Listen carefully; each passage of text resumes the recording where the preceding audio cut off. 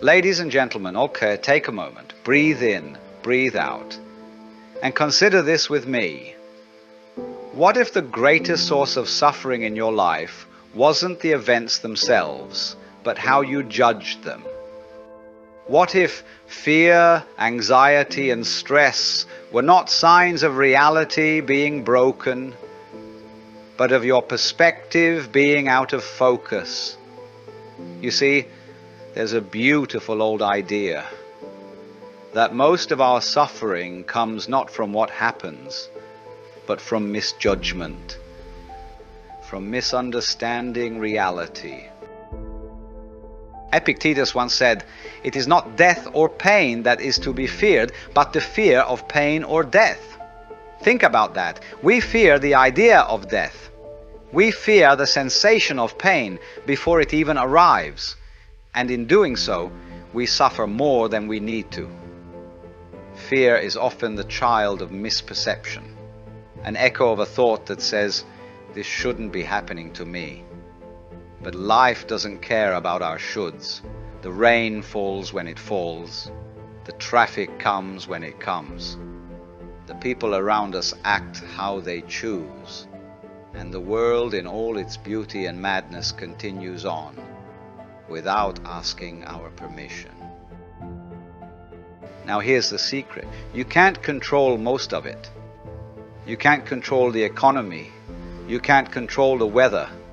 You can't control the past or someone else's opinion of you. And yet, that's where most people place their worry. That's where they spend their energy, fighting battles they cannot win. But the Stoics, wise souls from a different time, whisper to us through history, let go of what you can't control. Focus only on what lies within you. And what is that?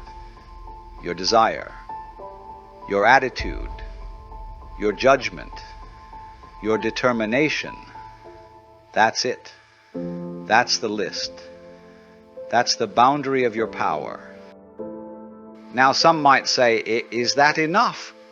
And I say, it's everything.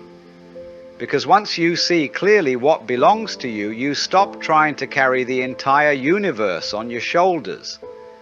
Let me give you a simple example. You send an email to the wrong person. You forget to show up to an important meeting. You make a mistake at work. Now what happens? You panic. You blame yourself. You replay the error in your mind like a horror film. But why? Is the mistake not already done? Can you go back and undo it? Of course not. But you can respond. You can correct it. You can apologize. You can improve. See? The control was never over the event. The control was always over the response. The problem is not the wind. The problem is how we set our sails. We keep thinking that stress will help us solve things, that anxiety is somehow useful. But anxiety is like a rocking chair. It gives you something to do but gets you nowhere. Let me tell you something else. People are going to say things. They're going to judge you. They'll misunderstand you, mock you, maybe even betray you. And if you live your life chasing their approval, you'll never rest.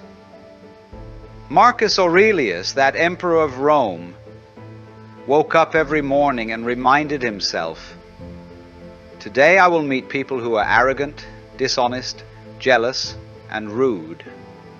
Not because he was pessimistic, but because he was realistic. He expected the storm, so he could remain calm when it came. He understood something we forget. No one can hurt you unless you give them permission. Worrying about what people think is like carrying someone else's opinion in your pocket and calling it your own. You don't have to do that. You can set it down. You can breathe again. You can return to your own truth. Because all you ever need to control is you. Let me repeat that again simply. You control you.